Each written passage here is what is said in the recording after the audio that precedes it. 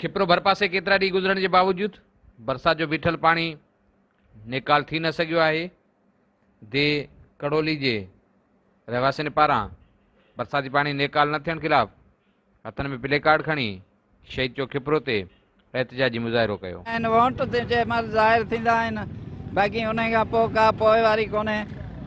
गड़बड़ियुनि 3 हफ़्ता गुज़री आहिनि, को बि इंतिज़ामिया अञा ताईं का बि जांच पड़ताल न कई आहे। वबाई बीमारियूं फैलिजण जो ख़दशो आहे। 700-800 आहिनि।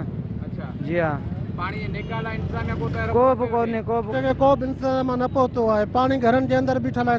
ग़रीब गुरबा बेघर थी विया आहिनि, ॿाहिरि वेठा आहिनि। अञा को बि असां वटि न आयो आहे। असांखे पाणी जी निकाली खपे। असांखे पाणी कढाए ॾियो। असांजा घर सभु ॿुॾा पिया आहिनि, माल मरण पिया। पाणी पीअण लाइ कोन्हे, बननि में पाणी जाम आहे, घरनि में पाणी जाम आहे।